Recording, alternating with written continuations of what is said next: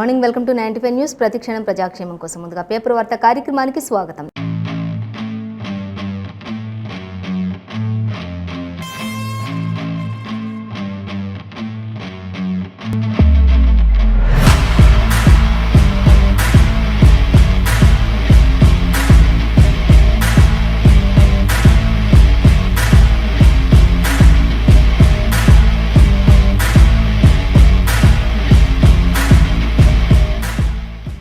ఈ రోజు మన ముందు ఆంధ్రజ్యోతి, వెలుగు దినపత్రికలు మరి ఏ దినపత్రికలో ఏ వార్తలు అనేది మనం మొదటిగా చూసుకున్నట్లయితే ఫస్ట్ వచ్చేసి మనం ఆంధ్రజ్యోతి దినపత్రిక చూసుకుందాం. ఆంధ్రజ్యోతి దినపత్రిక చూసుకున్నట్లయితే తెలంగాణకు వైఎస్ విజయలక్ష్మి అంటూ క్వశ్చన్ మార్క్ అయితే పెట్టారు మనకి. సో దానికి సంబంధించి డీటెయిల్స్ చూసినట్లయితే ఇంకా తెలంగాణ మిర్యాలగూడకి ఇప్పుడు షర్మిల కూడా షిఫ్ట్ అవుతున్నారు అనేది ఒక వార్త అయితే మనకి సంచలనంగా వినిపిస్తుంది. సో ఇంకా ఈ రోజు మరి ఇంకా చూసుకున్నట్లయితే మిర్యాలగూడకి షర్మిల షిఫ్ట్ అయిన తర్వాత నేడు వైఎస్ఆర్ కార్యవర్గం భేటీ అవుతున్నారు. ఆ తర్వాత 15 మంది అభ్యర్థులను కూడా ప్రకటించబోతున్నారు అనేది కూడా మనకి ఇవ్వడం జరుగుతుంది. అలాగే మిగిలిన నియోజకవర్గాలన్నింటికి కూడా దరఖాస్తులకు ఆహ్వానం కూడా పెట్టబోతున్నారు వైఎస్ షర్మిల అనేది. దానికి సంబంధించి వైఎస్ విజయలక్ష్మి కూడా అంటూ విజయలక్ష్మి మరి బరిలోకి దిగుతున్నారా లేకపోతే షర్మిల దిగుతున్నారా అనేది అయితే మనకి క్లియర్గా మెన్షన్ చేయలేదు. కానీ మొత్తంగా అయితే తెలంగాణకు వైఎస్ విజయలక్ష్మి అనేది అయితే ఒక క్వశ్చన్ మార్క్గా మనకి ఫస్ట్ ప్రధానమైన వార్తగా ఇచ్చారు. సో దానికి సంబంధించి డీటెయిల్స్ చూద్దాం. అలాగే ఇంకా మరొక వార్త మనం చూసినట్లయితే ఈసీ హుకుం జారీ చేసింది అంటూ కూడా మనకి ఎక్కడికక్కడ క్లియర్గా మరి పకడ్బందీ చర్యలు చేపడుతూ ఉన్నటువంటి పరిస్థితి మనం ఇప్పుడు గమనించవచ్చు. ఎక్కడ చూసినా కూడా ప్రతి ప్రాంతంలో కూడా చెక్ పోస్టులు ఏర్పాటు చేస్తూ ఉన్నారు. ప్రతి ఒక్క వెహికల్ని కూడా క్షుణ్ణంగా తనిఖీలు చేస్తూ ఉన్నారు. ఇవన్నీ కూడా జరుగుతున్నాయి. అలాగే ఎలక్షన్ మూమెంట్ సంభవిస్తున్న నేపథ్యంలో ఇప్పుడు హైదరాబాద్ నుంచి పోలీస్ కమిషనర్ ఆనంద్ సహా 3 సిపిలను కూడా మరి బదిలీలు చేసినట్టుగా తెలుస్తుంది. వారితో పాటు ఒక 10 మంది కలెక్టర్లని అలాగే కొంతమంది ఒక 10 జిల్లాల ఎస్పీలను కూడా బదిలీలు చేసినట్లుగా తెలుస్తుంది. అయితే వీరి యొక్క మరి ప్లేస్లో కొత్త వారిని నియమించడానికి ఈ రోజు సాయంత్రం కల్లా మరి కొత్త వారి పేర్లను కూడా ప్రకటిస్తాము అంటూ కూడా మనకి క్లియర్గా మెన్షన్ చేశారు. సో వాటికి సంబంధించి కూడా మన డీటెయిల్స్ చూద్దాం. మొత్తంగా అయితే హైదరాబాద్ పోలీస్ కమిషనర్ ఆనంద్ సహా 3 సిపిలు బదిలీ అయ్యారు అనేది అయితే మనకి క్లియర్గా మెన్షన్ చేశారు. ఇంకా 4 కలెక్టర్లు అలాగే 10 మంది జిల్లాల ఎస్పీలు కూడా బదిలీలు చేసినట్లుగా తెలుస్తుంది అంటే ఇచ్చారు. ఇంకా అలాగే ఎన్నికలు సమర్పిస్తున్న నేపథ్యంలోనే ఈసీ ఈ నిర్ణయం తీసుకుంది అంటూ కూడా మనకి ఆంధ్రజ్యోతి దినపత్రికలో క్లియర్గా ఇవ్వడం జరుగుతుంది. అలాగే ఇక సీఎం కిసాన్ మరో 2000 అంటూ కూడా మనకి ఇవ్వడం ఒక వార్త అయితే సంచలనంగా ఇచ్చారు. అలాగే ఇక మరొక వార్త చూస్తే దరిచేరని పథకం అంటూ కూడా మనకి క్లియర్గా మెన్షన్ చేశారు. ఎన్నికల కోడ్ తోటి పథకాల అమలుకు బ్రేక్ పడింది అనేది కూడా మనకి ఒక ప్రధాన వార్తగా ఇచ్చారు. సో వాటికి సంబంధించి డీటెయిల్స్ చూద్దాం. అలాగే ఇక మరొక వార్త చూస్తే ఓవైపు కారు మరోవైపు బేకార్ గాళ్ళు అంటూ మంత్రి కేటీఆర్ చెప్తూ ఉన్నటువంటి పరిస్థితి మనం గమనించవచ్చు. ఇక ఓవైపు కారు జోరు మీద ఉంది, మరోవైపు బేకార్ గాళ్ళు అందరూ ఉన్నారు. జర భద్రంగా మీ ఓటు హక్కును వినియోగించుకోండి అంటూ మంత్రి కేటీఆర్ చెప్తూ ఉన్నటువంటి పరిస్థితి కూడా కనిపిస్తుంది. అనేక మంది ఇప్పుడు బీఆర్ఎస్ పథకాలకు నచ్చి మెచ్చి వారందరూ కూడా బీఆర్ఎస్ పార్టీలో చేరికలు జరుగుతూ ఉన్నాయి. ఇంకా వారందరినీ కూడా సాధారణంగా ఆహ్వానించడం కూడా జరిగింది. పార్టీలోకి ఆహ్వానించి పార్టీ కండువాను కూడా కప్పడం జరిగింది అంటూ మంత్రి కేటీఆర్ కూడా చెప్పడం జరుగుతుంది. సో అలాగే కేటీఆర్ చెప్తూ ఉన్నారు, ఇంకా ఓవైపు కారు మరోవైపు బేకార్ గాళ్ళు ఆలోచించండి అంటూ కూడా చెప్తూ ఉన్నారు. ఆలోచించి ఓటు వినియోగించండి అంటూ కూడా చెప్తూ ఉన్నారు మంత్రి కేటీఆర్. అలాగే ఇంకా మరొక వార్త మ్యాజిస్ట్రీస్గా చూసుకున్నట్లయితే బీఆర్ఎస్ అవినీతి పాలన అంతం అంటూ ఇక్కడ మనకి ఎవరు బండి సంజయ్ మాట్లాడుతున్నారు బీజేపీ నుంచి. ఇంకా సో మొత్తంగా అయితే బీఆర్ఎస్పై మరి ఒక రేంజ్లో విరుచుకుపడుతున్నటువంటి పరిస్థితి మనం ఇక్కడ చూడొచ్చు. చాలా ఫైర్ అవుతున్నటువంటి పరిస్థితి. ఇక ప్రజలు గొప్ప తీర్పు ఇవ్వబోతున్నారు అంటూ కూడా బండి సంజయ్ ఎద్దేవా చేస్తూ మాట్లాడుతున్నారు. ఇప్పుడు రానున్న రోజుల్లో ఖచ్చితంగా అధికారంలోకి రాబోయేది బీజేపీ అంటూ కూడా బండి సంజయ్ ఎద్దేవా చేస్తున్నారు. ఇక కాంగ్రెస్ గ్యారెంటీలన్నీ కూడా గ్యారంటీ లేనివి అంటూ కూడా బండి సంజయ్ చెప్పడం జరుగుతుంది. మొత్తంగా ఎటు చూసుకున్నా కూడా ప్రతి పార్టీ కూడా మొత్తంగా పోటాపోటీగా దూసుకుపోతుందని అయితే మనం చెప్పుకోవచ్చు. ప్రతి పార్టీ కూడా ఎక్కడ తగ్గకుండా ముందుకు వెళ్తున్నటువంటి పరిస్థితి. ప్రతి ఒక్కరు కూడా ప్రజల్లో మమైకమైతూ తిరుగుతూ ఉన్నటువంటి పరిస్థితి. అలాగే ముఖ్యంగా మహిళల కొరకు ఎక్కువగా పథకాలను అమలు చేస్తూ ఉన్నారు. అలాగే యువతకు సంబంధించి స్టడీకి సంబంధించి ఎక్కువ పథకాలు అమలు చేయడం, ప్రతి ఒక్కరిని కూడా ఆకర్షించే విధంగా ప్రతి పార్టీ కూడా పోటాపోటీగా టఫ్ ఫైట్ కొనసాగుతుందని చెప్పుకోవచ్చు మనం ముఖ్యంగా చెప్పాలంటే. సో అలా ఇప్పుడు ఉన్నటువంటి ప్రస్తుత పరిపాలన కొనసాగుతూ ప్రస్తుతం ఉన్నటువంటి పోటాపోటీ నేపథ్యంలో ఇంకా ప్రతి పార్టీ కూడా ముందుకు దూసుకు వెళ్తున్నారని చెప్పుకోవచ్చు. ప్రతి పార్టీలో కూడా చేరికలు జరుగుతున్నాయి. ప్రతి పార్టీలో కూడా అసంతృప్త నేతలు ఉన్నారు. వారు ఒక పార్టీ నుంచి మరొక పార్టీకి కూడా వెళ్తున్నటువంటి పరిస్థితులు కూడా మనం ఆల్రెడీ రోజు గమనిస్తూనే ఉన్నాం, చూస్తూనే ఉన్నాం. సో అలాగే ఇప్పుడు మరి బండి సంజయ్ చెప్తున్నారు ఇక బీఆర్ఎస్ అవినీతి పాలన అంతమవుతుంది అంటూనేమో ఇటు బండి సంజయ్ చెప్తున్నారు. ఓ పక్క మళ్ళీ మనం చూసుకున్నట్లయితే మంత్రి కేటీఆర్ చెప్తున్నారు ఓ పక్క కారు ఉంది, మరో పక్క బేకార్ గాళ్ళు ఉన్నారు, జర జాగ్రత్త అంటూ కూడా చెప్తున్నారు. ఖచ్చితంగా సీఎం కేసీఆర్ హ్యాట్రిక్ కొడతారు అంటూ కూడా ఆయన ఎంతో ధీమా వ్యక్తం చేస్తున్నటువంటి పరిస్థితి ఇక్కడ కూడా మనం చూడొచ్చు బీఆర్ఎస్లో. అలాగే బీజేపీలో కూడా ఖచ్చితంగా కుటుంబ పాలన అంతమవుతుంది, మన పాలన ముందుకు వస్తుంది అంటూ కూడా వీళ్ళు కూడా ధీమా వ్యక్తం చేస్తున్నారు. సో వీళ్ళిద్దరిది ఒక ఎత్తైతే మరి కాంగ్రెస్ పార్టీకి వచ్చేసి కాంగ్రెస్ కూడా మేమేం తక్కువ కాదు అన్నట్లు ప్రతి ఇంటికి వీళ్ళు కూడా 6 గ్యారెంటీల కార్డును కూడా ఇవ్వడం జరుగుతుంది. ప్రతి గ్యారెంటీ గురించి కూడా అక్కడ వివరించడం జరుగుతుంది. ఇంకా పార్టీ అమల్లోకి రాగానే నెక్స్ట్ 100 రోజుల్లోనే ఇవన్నీ కూడా పార్టీ అధికారంలోకి రాగానే 100 రోజులలో ప్రతి ఒక్క పథకాన్ని కూడా అమలు చేస్తామంటూ కూడా చెప్పడం జరుగుతూ ఉంది. ఇంకా సో మొత్తంగా అయితే ఎటు చూసుకున్నా కూడా మొత్తంగా ప్రతి పార్టీ కూడా పోటాపోటీగా ఉన్నాయని అయితే మనం ఈజీగా చెప్పుకోగలవచ్చు. సో అలాగే మరొక వార్త చూస్తే గాజా కకావికలమైపోతుంది అనేది మనకు ఒకటి ఇచ్చారు. ఇజ్రాయెల్పై హమాస్ క్రియేట్ చేసినటువంటి యుద్ధ వాతావరణాన్ని ఇప్పుడు తలపిస్తుంది. ఇప్పుడు హమాస్లో గాజా అనే ఒక ప్రాంతం ఉంది. ఆ ప్రాంతంలో ప్రజెంట్ సిచ్యువేషన్ ఎలా ఉంది అనేది చూస్తే మాత్రం ఇజ్రాయెల్ ప్రకటించేసింది ఇంకా యుద్ధం మీరు స్టార్ట్ చేశారు కదా, ముగింపు మేం చేస్తామంటూ ఇజ్రాయెల్ ప్రధానమంత్రి కూడా చెప్పడం జరుగుతున్నటువంటి పరిస్థితి. సో అక్కడ మొత్తంగా అయితే ఇంకా చాలా వరకు అక్కడ ఈ యొక్క యుద్ధానికి సంబంధించినటువంటి ఎవరైతే హంతకులు ఉంటారో వారందరినీ కూడా హత్య చేయబడడం జరిగింది అనేది కూడా మనకి ఇక్కడ ఇచ్చారు. అయితే గాజాలో ప్రస్తుతానికి కరెంట్ కట్ చేశారు, వాటర్ కట్ చేశారు, అలాగే మెయిన్ పెట్రోల్ కూడా కట్ చేశారు.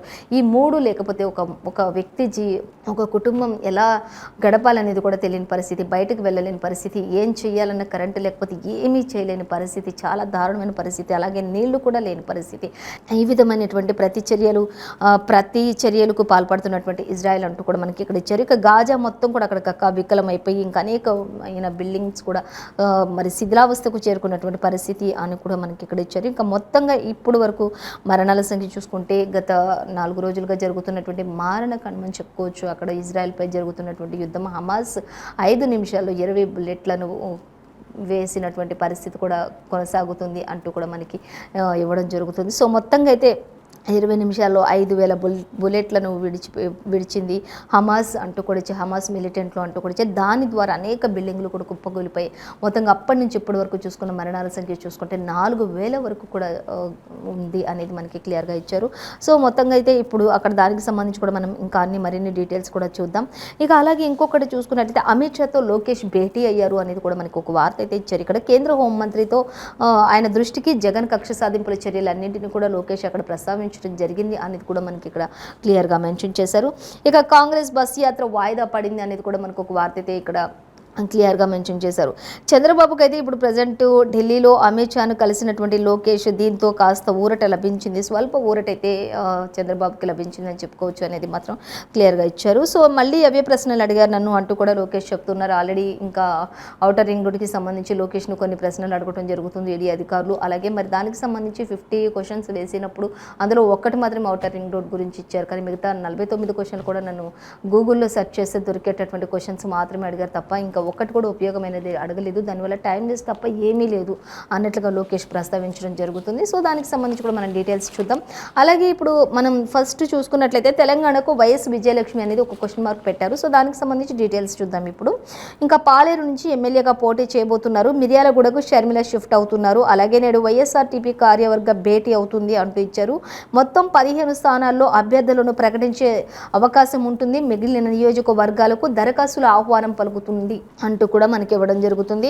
సో అలాగే దానికి సంబంధించి అన్ని కూడా మరిన్ని డీటెయిల్స్ మనకి 14th పేజీలో ఆర్ 2nd పేజీలో ఇచ్చారు, గమనించవచ్చు.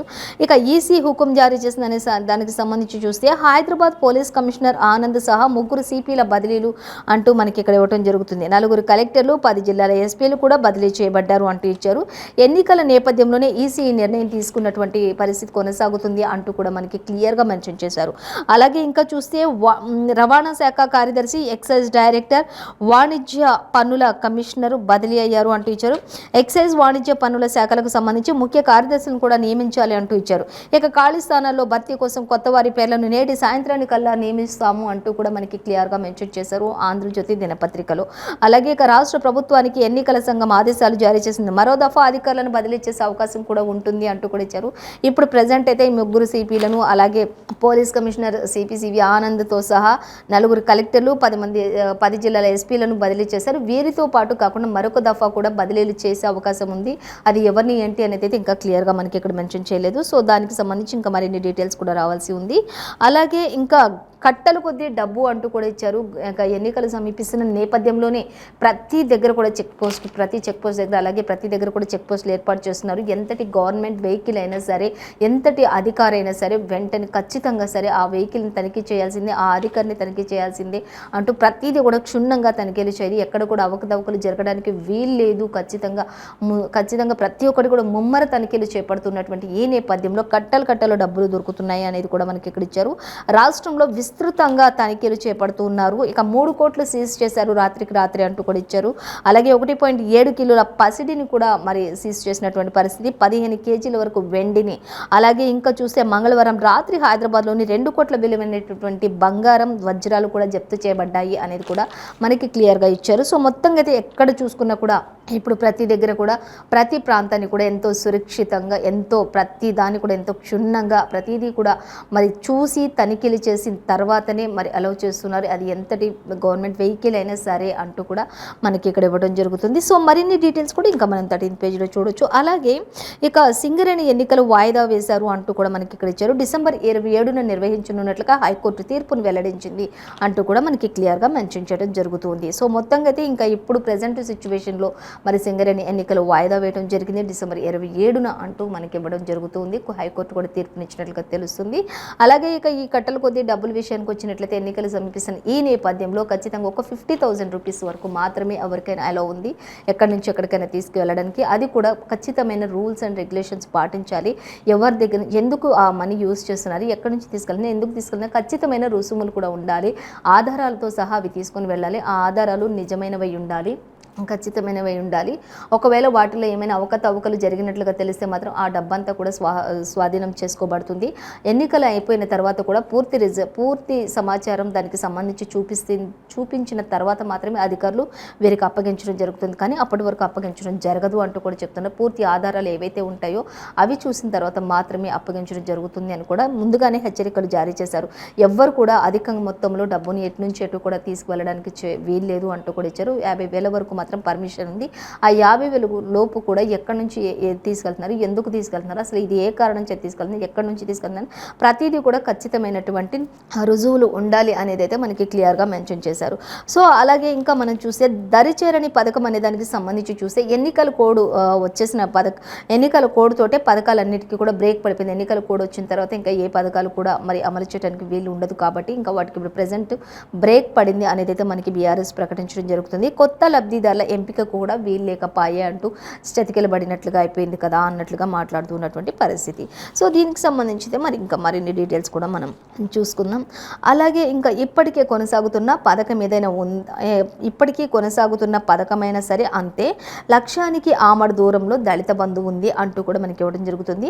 మంజూరైంది చూసుకుందాం. 2వ విడత టార్గెట్ 1,029 లక్షల యూనిట్లు, కానీ మంజూరైంది కేవలం 162 యూనిట్లే. ఇంకా ఆశించినంత మేర మంజూరు అవ్వని గృహలక్ష్మి అలాగే బీసీ మైనారిటీలకు 1,00,000 సాయము అంతే అంటూ ఇచ్చారు. ఇక వచ్చే ఏడాది కొత్త పథకాలకు అమలు చేస్తారు అంటూ కొత్త ప్రభుత్వం కొలువుదీరాకే అన్నిటికీ మోక్షం కలుగుతుంది అంటూ కూడా మనకి ఇక్కడ వివరించడం జరుగుతూ ఉన్నటువంటి పరిస్థితి. ఇంకా అలాగే మరొక వార్త చూద్దాం. ఇక చూసినట్లయితే పీఎం కిసాన్ మరో 2,000 అంటించారు. ఆర్థిక సాయం పెంచే యోచనలో కేంద్ర ప్రభుత్వం ఉంది అంటూ కూడా మనకి ఇవ్వడం జరుగుతుంది. సో వాటికి సంబంధించి డీటెయిల్స్ అయితే మనకి ప్రస్తావించలేదు, 12 పేజీలు ప్రస్తావించారు. మొత్తంగా అయితే పీఎం కిసాన్కి మరో 2,000 అదనంగా చేర్చుతున్నారు అనేది అయితే క్లియర్గా ఇచ్చేశారు. అలాగే మేరా యువ భారత్ అంటూ ఇచ్చారు. యువత కోసం స్వయం ప్రతిపత్తి సంస్థ ఏర్పాటుకు కేంద్ర మంత్రివర్గం గ్రీన్ సిగ్నల్ ఇచ్చింది అంటూ కూడా ఇచ్చారు. మై భారత్ అంటూ కూడా యువతకు సంబంధించినటువంటి డీటెయిల్స్ ఇవి. ఇంకా సో డిగ్రీలో ఇంటర్న్షిప్ తప్పనిసరి అంటూ కూడా మనకి ఇవ్వడం జరుగుతుంది. అలాగే కోర్సు పూర్తయ్యే లోపు ముగించాలి అంటూ కూడా ఇచ్చారు. ప్రతి సెమిస్టర్కి కూడా క్రెడిట్లు అందజేత అంటూ కూడా ఇచ్చారు. అలాగే దానికి సంబంధించి కూడా మనకి మరిన్ని డీటెయిల్స్ కూడా ఇక్కడ ఇవ్వడం జరుగుతుంది. యూజీసీ అలాగే ముసాయిదా నిబంధనలు జారీ చేశారు. పార్లమెంట్లో హెచ్ఈసీ కూడా ఉంది బిల్లు అంటూ ఇచ్చారు. ధర్మేంద్ర దీన్ని ప్రస్తావించారు అంటూ కూడా ఇచ్చారు. రాజస్థాన్లో అసెంబ్లీ ఎన్నికల తేదీ మార్చారు అంటూ కూడా ఇచ్చారు. భారీగా చూసుకున్నట్లయితే ఫైళ్లు ఉండడంతో ఈసీ ఈ నిర్ణయం తీసుకుంది అంటూ కూడా మనకి ఇవ్వడం జరుగుతుంది. ఇక రాజస్థాన్లోని అసెంబ్లీ ఎన్నికల తేదీలు మార్చేస్తున్నారు భారీగా. ఇంకా అక్కడ ఉన్నటువంటి సిచ్యువేషన్స్ని బట్టి, అంటే పెళ్ళిళ్ళు కావచ్చు, ఫంక్షన్స్ కావచ్చు, ఇలాంటి సిచ్యువేషన్స్ని బట్టి అక్కడ కొన్ని ఎన్నికలు కూడా తేదీని మార్పు చేసినట్లుగా తెలుస్తుంది అంటూ కూడా ఇచ్చారు రాజస్థాన్లో అనేది మనకి క్లియర్గా ఇచ్చారు.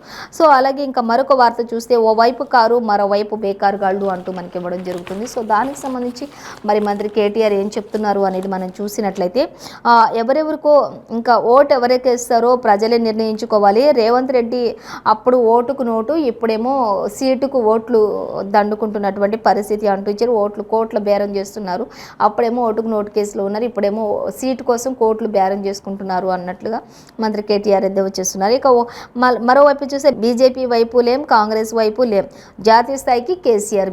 అటు బీజేపీ వైపు లేము, ఇటు కాంగ్రెస్ వైపు లేము, కానీ జాతీయ స్థాయి వైపు మాత్రం కేసీఆర్ ఉన్నారు అంటూ అదే మా ఆశ. అలాగే ప్రజలకు మా పక్షాన అంత మద్దతు కూడా తెలుపుతాము అంటూ కూడా చెప్తున్నారు. అలాగే ఇంకా అమిత్ షా విషయానికి వచ్చినట్టయితే ప్రజలకు అమిత్ షా క్షమాపణ చెప్పాలి అంటూ కూడా కేటీఆర్ డిమాండ్ చేస్తున్నటువంటి పరిస్థితి.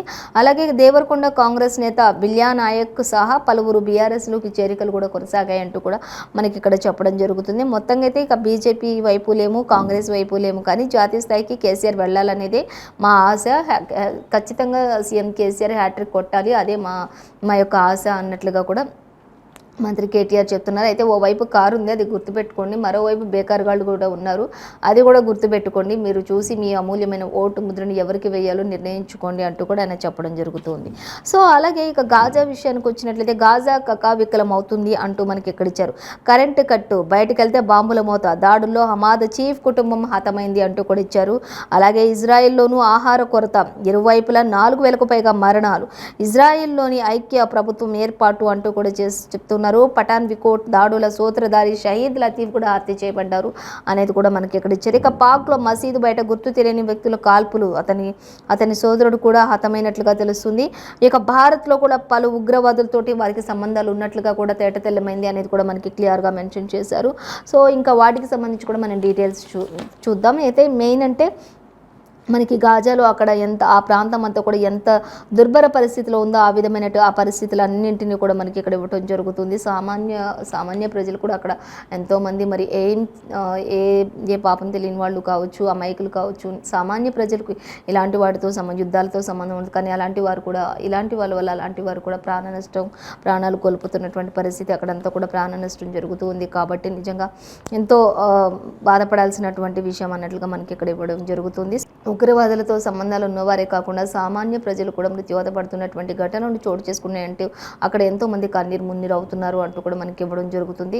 ఇక మొత్తంగా అయితే దీనికి సంబంధించి ఆ గాజా కకావికలం అవుతున్నటువంటి పరిస్థితుల గురించి ఇంకా మనకి 12వ పేజీలో క్లియర్గా మెన్షన్ చేశారు. అసలు అక్కడ ఏం జరుగుతుంది, ఏంటి, అక్కడ ఎలాంటి పరిస్థితులు కొనసాగుతున్నాయి, మొత్తంగా అయితే నీరు కట్ చేసి, కరెంట్ కట్ చేసి, పెట్రోల్ కట్ చేశారు అంటే, ఇంకా బయటకు వచ్చారంటే ఏ బాంబుల మూత, ఇంట్లో ఉన్నా కూడా ఎక్కడ ఏ బాంబు వేసి ఏ బిల్డింగ్ కుప్పకూలిపోయి దాంట్లో శిథిలావస్థకు చేరిపోతాము, దాంట్లోనే మరి ఆ శిథిలాల కింద ఎక్కడ శవాలైపోతామో అనే భయంతో కూడా భయం గుప్పెట్లో గాజా ఉందని చెప్పుకోవచ్చు. ఒక రకంగా చూడాలంటే నిజంగా ఇంతటి దారుణమైన పరిస్థితుల్లో గాజా ఉంది, కకావికలమైపోతుంది అంటూ కూడా మొదటిగా ఈ యుద్ధం స్టార్ట్ చేసింది మాత్రం హమాస్ అనే ప్రాంతంలో. గాజా ఒక ప్రాంతం, ఆ ప్రాంతం నుంచే మొదటిగా యుద్ధం ఇజ్రాయెల్పై స్టార్ట్ చేశారు.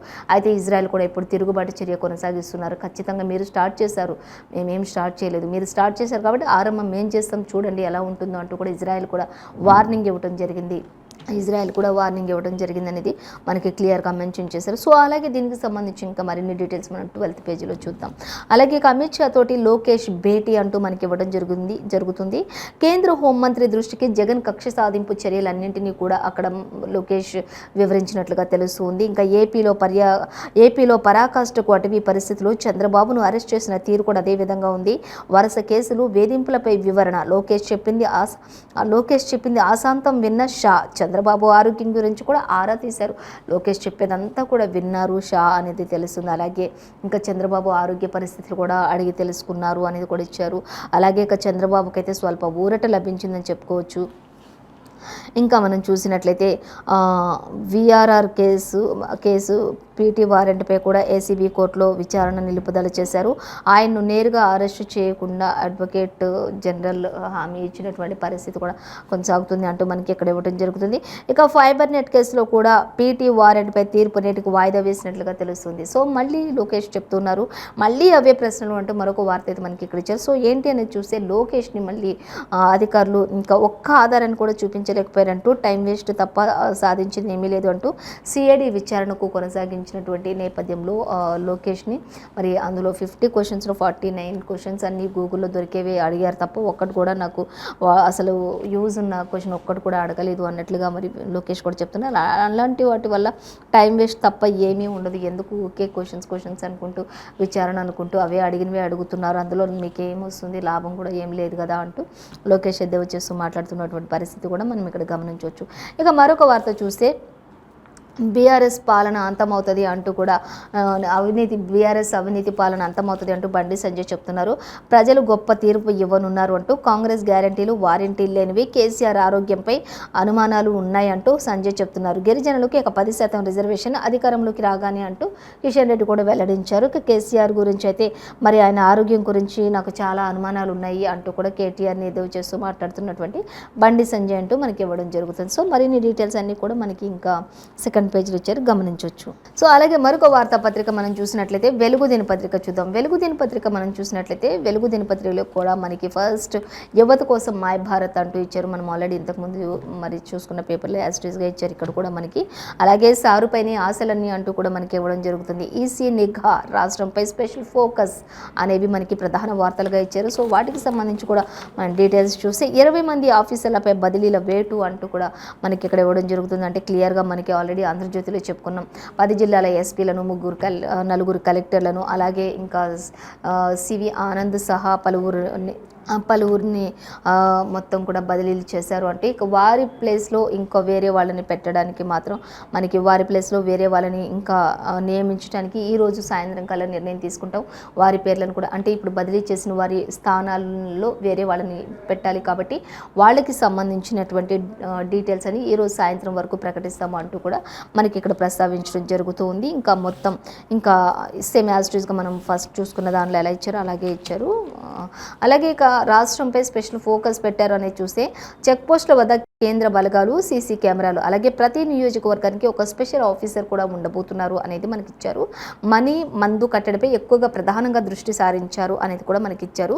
ప్రభుత్వ వాహనాలు కూడా ఖచ్చితంగా చెక్ చేయాల్సిందే అంటూ కూడా మనకి ఇక్కడ ఇవ్వడం జరుగుతుంది. ఇక అధికారులపై ఎప్పటికప్పుడు రిపోర్ట్ చేయాల్సిందే అంటూ కూడా మనకి ఇవ్వడం జరుగుతుంది. ఇంకా ప్రతిదీ కూడా చాలా క్షుణ్ణంగా తనిఖీలు చేపడతారు అనేది అయితే మనకి ఇవ్వడం జరుగుతుంది. ఇంకా లిఫ్ట్లో రంగారెడ్డి, మేడ్చల్, మల్కాజ్గిరి అంటూ ఇచ్చారు. నిర్మల్, యాదాద్రి, భువనగిరి కలెక్టర్లు, హైదరాబాద్, వరంగల్, నిజామాబాద్, అలాగే సిపిలు సివి ఆనంద్, రంగనాథ్, అలాగే సత్యనారాయణ కూడా ఉన్నారు అంటూ ఇచ్చారు. రవాణా శాఖ సెక్రటరీ, ఎక్సైజ్ కమిషనర్, వాణిజ్య పన్నుల శాఖ డైరెక్టర్ బదిలీ అయ్యారు. ఇక పద్ధతి మార్చుకోవాలి, లేకపోతే మరిన్ని కఠిన చర్యలు తీసుకుంటామంటూ కూడా హెచ్చరికలు జారీ చేశారు. ఆ ఆఫీసర్లకు ఎన్నికలకు సంబంధించి ఎలాంటి పనులు ఇవ్వద్దని చెప్పేసి కూడా రాష్ట్ర ప్రభుత్వానికి కొన్ని ఆదేశాలు కూడా జారీ చేసినట్టుగా తెలుస్తుంది అనేది కూడా మనకి క్లియర్గా మెన్షన్ చేశారు. సో ఇక వీటికి సంబంధించినటువంటి డీటెయిల్స్ అన్నీ కూడా మనకి సెకండ్ పేజీలో ఇవ్వడం జరుగుతుంది, గమనించవచ్చు. ఇంకా మరొక వార్త చూస్తే మనం ఇక యువత కోసం మై భారత్ అనే దానికి సంబంధించి చూసినట్లయితే స్వతంత్ర సంస్థను ఏర్పాటు చేయనున్నటువంటి కేంద్ర ప్రభుత్వం అంటూ కూడా మనకి ఇవ్వడం జరుగుతుంది. సో దానికి సంబంధించి మెయిన్ అంటే యువత కోసం దేశవ్యాప్తంగా యూత్ డేటాబేస్ ఏర్పాటు చేశారు. అన్ని శాఖల స్కీములు ఒకే వేదిక నుంచి అందించే ఛాన్స్ ఉండొచ్చు అంటూ కూడా ఇచ్చారు. ఇక దీనికి సంబంధించినటువంటి ఏజ్ గ్రూప్ చూసుకుంటే 50 to 29 ఏజ్ గ్రూప్ వారికి ప్రత్యేకంగా ప్రోగ్రామ్స్ ఉంటాయి అంటూ కూడా ఇచ్చారు. అలాగే పటేల్ జయంతి సందర్భంగా ఈ నెల 31న ప్రారంభిస్తారు. కేంద్ర కేబినెట్ ఈ నిర్ణయం తీసుకుంది అనేది కూడా మై భారత్ అంటే యువత కోసం మై భారత్ అనేది మరి స్వతంత్ర సంస్థను ఏర్పాటు చేసినటువంటి కేంద్ర ప్రభుత్వం అంటూ మనకి క్లియర్గా మెన్షన్ చేశారు. ఇంకా దానికి సంబంధించి ఇంకా మరిన్ని డీటెయిల్స్ కూడా మనం చూడవచ్చు సెకండ్ పేజీలో. ఇంకా అలాగే సారు పైనే ఆశలు అంటూ కేసీఆర్ రంగంలోకి దిగితే సీన్ మారుతుంది అంటున్నటువంటి పీఆర్ఎస్ నేతలు. ఇంకా ఆయన వచ్చిండు, ఇంకా పులి బయటకు వచ్చింది అన్నట్లుగా మంత్రి కేటీఆర్ కూడా ఎద్దేవా చేస్తున్నారు.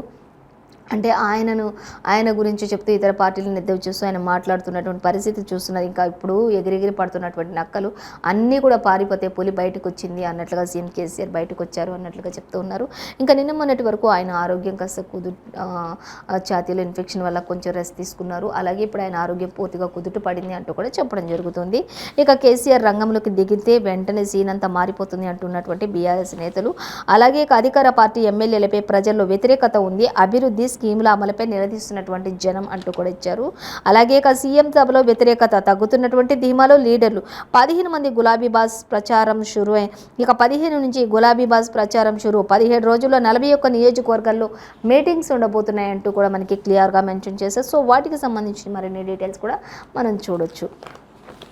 అలాగే ఇంకా మనం చూసినట్లయితే ఇక మరొక వార్త చూద్దాం. కేసీఆర్ ఎట్లున్నాడు అంటూ బండి సంజయ్ అడుగుతున్నటువంటి క్వశ్చన్ ఇది. అసలు కేసీఆర్ ఎట్లున్నాడు అంటూ, ఎందుకు బయటకు వస్తలేడు అంటూ బండి సంజయ్ ఎద్దేవా చేస్తూ మాట్లాడుతుంది. కనీసం నాకున్నటువంటి బాధ కూడా ఒక కొడుకుగా మంత్రి కేటీఆర్కి లేదా అంటూ కూడా అసలు ఆయన ఆరోగ్యంపై నాకు చాలా అనుమానాలు ఉన్నాయంటూ కూడా చెప్తున్నటువంటి పరిస్థితి. సో ఇంకా అలాగే ఇక మొత్తంగా మనం ఏ పేపర్లో చూసుకున్నా కూడా మనకి సేమ్ యాజ్ టీజ్గా ఈరోజు ఇంకా బదిలీలకు సంబంధించి ఈసీనిగా పెట్టిన ఇంకా సార్ పైన ఆశలన్నీ, అలాగే యువత కోసం మై భారత్, ఇంకా ప్రతిదీ కూడా మొత్తంగా సింగరేణి ఎన్నికలు వాయిదా వేశారు డిసెంబర్ 27కి, మరి హైకోర్టు తీర్పునిచ్చింది. ఇలా రకరకాల న్యూస్లతో అన్నీ కూడా మనకి సేమ్ యాజ్ టీజ్గా ప్రతి పేపర్లో కూడా ఉన్నాయి. ఇంకా బుజ్జగింపుల కమిటీలో ఏర్పాటు చేసినటువంటి కాంగ్రెస్ హైకమాండ్ అన్నీ కూడా సేమ్ ఉన్నాయి. సో ఇదండి ఇవాళ పేపర్ వార్త కార్యక్రమం విశేషాలు. మరో పేపర్ వార్త కార్యక్రమంతో మళ్ళీ రేపు కలుసుకుందాం. అంతవరకు చూస్తూనే ఉండండి 95 న్యూస్.